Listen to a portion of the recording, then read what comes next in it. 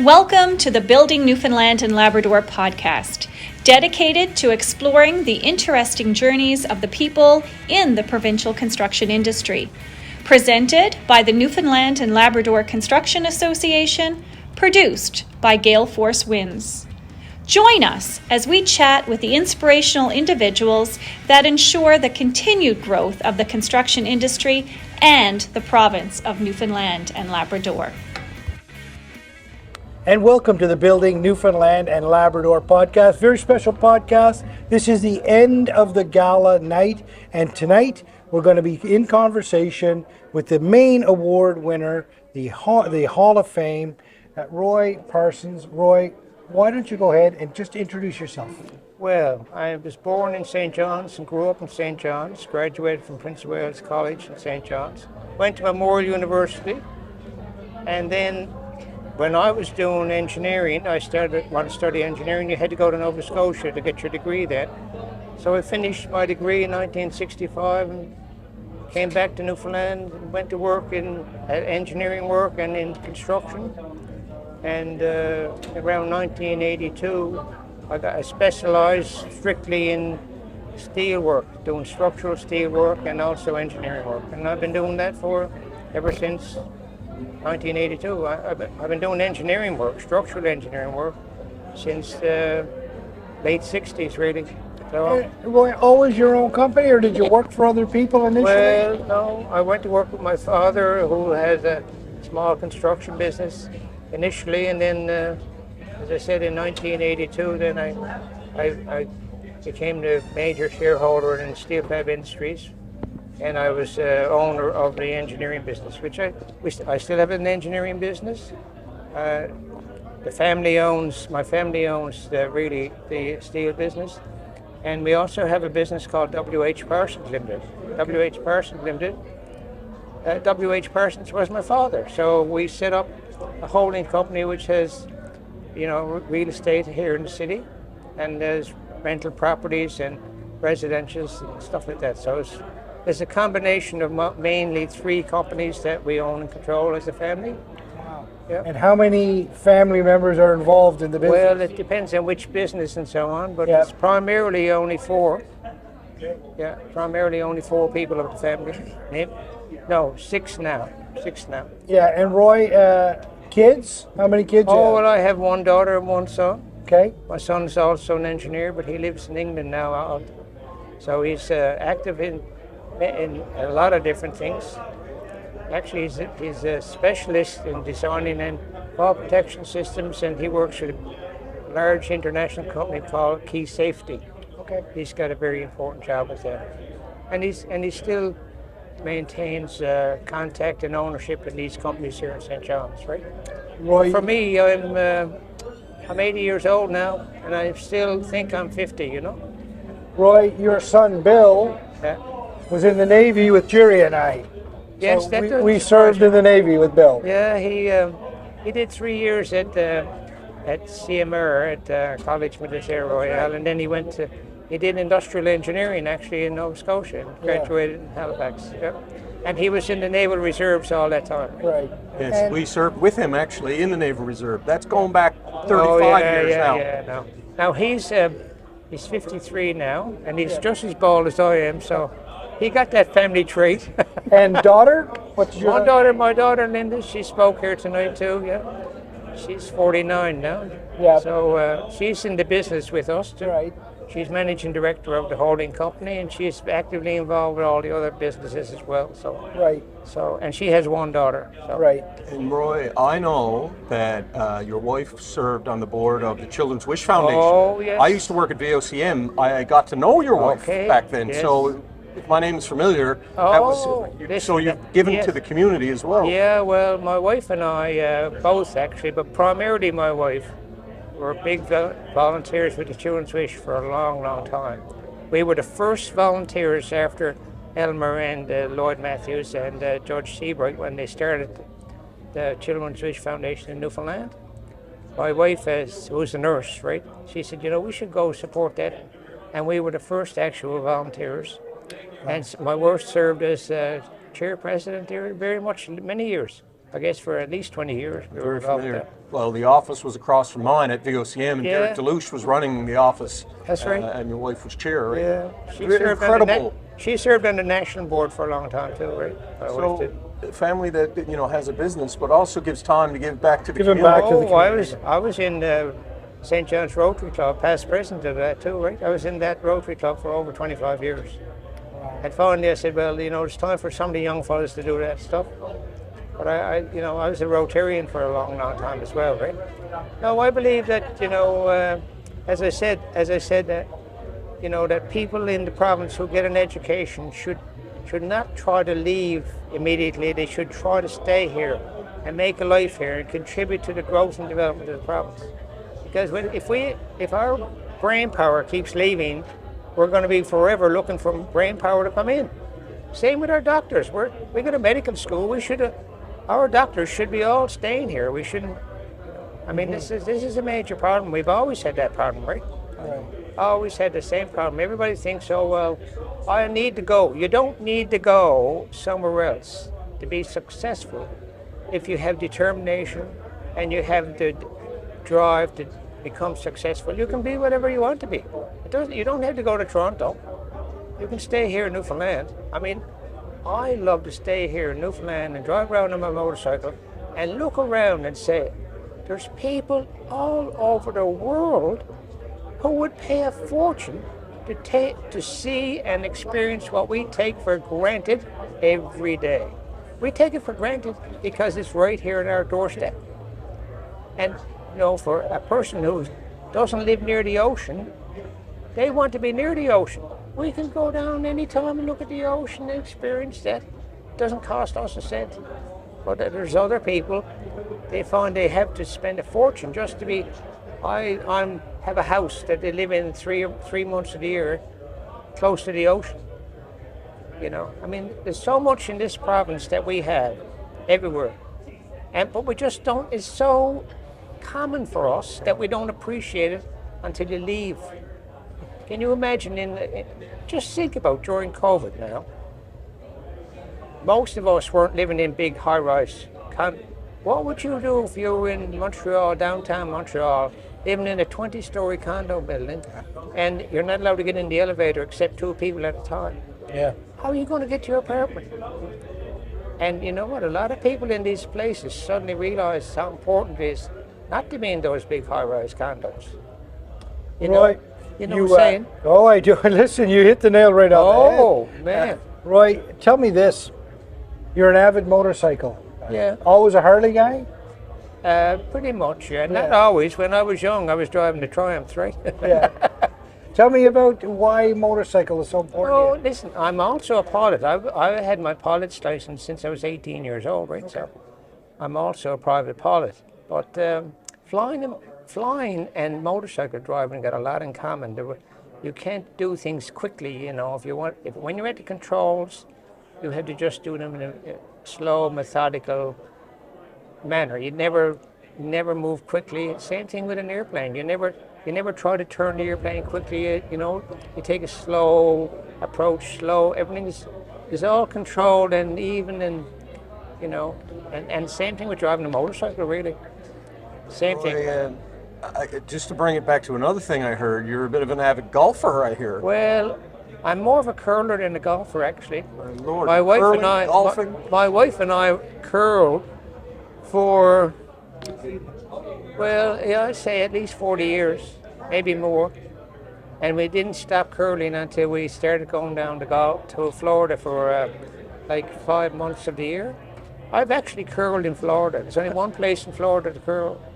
And we tried it out, but it was so bad. And was it ice or it was sort of rolling? It was arena ice. It was arena ice. Right? Yeah, in South Florida. Yeah, down not too far from Miami actually. And where they play ice hockey, and they used to convert it to a curling rink, and they had the stones and everything there. The ice but was challenging. the ice was terrible. You couldn't play a regular game. No. So we had to give it up. But we played. Marion and I, we were very avid curlers. And even to now, I mean, if our health was a bit better, we'd still be both at it, right? But I curl up until I was 70, I'm 80 now, so 73, I guess 72, 73. Roy, you've had a wonderful journey, got a wonderful yes. family. Exactly. You're still very active. Yes. What's over the horizon for you? What's next? Well, you have to stay active. I tell you, I read a book just recently that Dr. Sanjay Gupta wrote, and he said, you know, your brain is what controls everything you do. And you have to look after your brain as much as you look after any other part of your body. And one way is to go for a walk every day. Go for a walk every day. It doesn't seem like much. Go for a walk. And eat well. Don't eat, you don't, sure you can have a drop of wine, but don't drink too much wine and that sort of thing. But Dr. Sanjay Gupta's book, I thought was very good. It's called Staying Sharp, I think it's called. Staying Sharp. And it's very good to read. It's very good. And I thought, that's really good. But what he says is, and I know, you just think about it. The President of the United States now, he's 80 years old now too. You can't say he's stupid. No. Just because he's 80 doesn't mean his brain at 80 is probably much better than 90% of the people in the United States. Because what was his brain like at 40? It may not be as good as it was at 40, but it's still better than most people who were 80. Even though he's 80, his brain is still better than a 40-year-old brain, isn't it? Roy, that's some job to take on at 80, though, isn't it? What? Can you imagine? Well, no, he realized that if he didn't take on that challenge, was there anybody else prepared to do it? And this is where, there's so many people who are older. When I say older, they're in their 60s, who say because you've been taught, freedom 55, you're supposed to retire at 55, or you're supposed to retire at 65. That's not true. You can retire whenever you want to, but a lot depends on your health. I'm very lucky because I got good health. I'm very lucky. I don't even wear glasses. You two guys are wearing glasses. I don't even wear glasses. I wear them for show. Now, I wear them a little bit when I'm reading, when I have to read close up. I can actually read all this here now. My doctor said to me, he laughed when I had to go get my medical done for the driver's test, He said, here, Roy, read that, will you? I said, which line would you want? He said, no, the small one at the very top, so I started to read it. He said, okay, that's good enough. And then he said, look at all the ones with the color. And I said, oh yeah, well, I had to read this long ago when I was getting my pilot's license. You can't be colorblind to be a pilot. No. Right? But anyway, so a lot of it is staying healthy and staying active. You've got to stay active. Active. Well, you've had a wonderful life, wonderful journey. Oh, yes. What we often ask people who come on our podcast to leave the audience with a piece of advice. What would a piece of advice be from you? Don't stop thinking young. Think young all the time. Don't say, I can't learn how to use that iPhone, because why can't you learn how to use the iPhone? Well, you may not be able to, you won't learn how to do it as quickly as a 20-year-old or 15-year-old, but that doesn't mean you can't learn to do it. It simply means it takes you a little bit longer to learn to do it. So, the world is changing around us so quickly. If as you age you don't change and adapt, your brain becomes mute. It stops working. Your brain is what controls everything. I want to ask a question. You're so busy as a business person. Is there ever a time that you felt overwhelmed with all the businesses, the volunteer work, and everything you've been doing? And I think, I'll say why I'm asking this. There's going to be a lot of people in the Construction Association watch this. There's Stephenville projects ramping up. There's Argentia projects ramping up. Right. With that in mind, on piggybacking on Alan's question, what advice would you have about staying in the moment and getting the job done? Do you know what bothers me? What? I'd love to be able to go over and start working with those people and on those projects. And I'm saying, well, now, yes, but, are they going to look at me and say, what can he bring to this? What can he contribute? I don't know. But the challenge is the opportunities for growth and development of young, bright minds in this province is enormous. But everybody thinks they have to leave Newfoundland to become somebody. But that's not true. That's not true at all. You don't have to. You just got to find out where you can find. Where's the opportunities, right? One, Where's the opportunities? one last question for you, Roy. NLCA put on a wonderful event here tonight and over the last 3 days. What does the NLCA mean to you? Well, that's really good because I was one of the founding members. I see the success of the association and what it does. It brings together so many people of all different, suppliers and contractors and generals and everything specialized and all that. So, I mean, when we started, there was probably only 10 people. This associate, I was one. When the association started, there was 10 of us, and we used to go to each other's homes. We'd host meetings, and we planned it all out. And then when we finally said we're going to incorporate, we said we're going to have it as a Newfoundland and Labrador Construction Association. Now back then, the province was only Newfoundland. There wasn't Newfoundland, Labrador, but we said we're going to have Labrador in the name. What year was that, dear? That was 1968. Wow. 1968.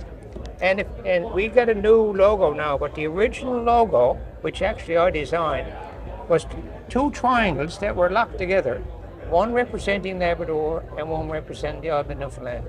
So if you can find any of the old logos, you'll see that that's the way it was, right? Now they've changed it since, I don't know why, but they did. But so the association is supposed to bring people together to try and make the whole construction industry more efficient and more effective. That's the whole idea. But it also gives you the chance to socialize and interact and get to know each other better and come to trust each other, As Lloyd said tonight, well, there's one thing to be working with people, but what you don't realize is in the process of working with people, you establish that personal bond with people. That happens anywhere, regardless of what industry you might be in, right? That's a natural evolutionary thing, right? And that's a lot of what the association does. But the association, when it was started, was 10 people. We didn't have any money, so we went to the bank. They said, well, you got an association started, but you don't have any money. How much money do you need? We said, well, we need $10,000. They said, well, okay, we'll give you a $10,000 line of credit, but we need 10 signatures, each for $1,000 to start to back the line of credit. So the 10 people who started the association started. Put your own money on the line. Yeah, personal money. All of us did. Roy, been an absolute pleasure chatting with you. Well, thank you Thank for inviting me. Very well-deserved award. Well, thank you. A lifetime of service to your community. I'm not finished yet either. You're not finished yet. No, I hope I can go for another 5 years or so. But listen, that's all faith. I mean, if my health stays good, I will. Peter, what's his name on TV? I was going to say Zaski, but it's not Zaski, not Peter. Mansbridge. Peter Mansbridge? No. Suzuki. Suzuki, yes. Suzuki. Peter Suzuki. David Suzuki. They were showing him. He's finally said, okay, I'm going to pass the torch now. Yeah. But they were saying, and he said, well, I'm 86 now, he said, so I think I'm going to let somebody else do this show. And his last year is going to be this coming season. He was on the other night. Peter Mansbridge. I didn't know, it wasn't Peter Mansbridge. Anyway, they were interviewing him, and he said, yeah. But he's another guy. His brain, see, is still good. 100%. Suzuki's brain, he's got an 86-year-old body, and his brain is a 50-year-old body. Yeah. 50-year-old brain. And most people, and this is where most people are different. You go into most of these homes now, and you look at people and you say, well, they don't look all that old, but their brains are 90. Yeah. So the brain and the body doesn't necessarily match. Right. Roy, absolute pleasure. Thank you very much for your time, sir. Thank you for the podcast. I don't know if I said too much. Is this your first podcast? Yes. Right. We literally plucked him off the floor the moment he was inducted into the Hall of Fame. We've been speaking for 20 minutes now. I think it's time we let you get back in there. There's a lot of people want to talk to you. So thank you, Roy. Well, thank you very much. Thank you. Please pass on our best to Bill. Oh, I will. Thank you for tuning in to the Building Newfoundland and Labrador podcast, presented by the Newfoundland and Labrador Construction Association, produced by Gale Force Winds.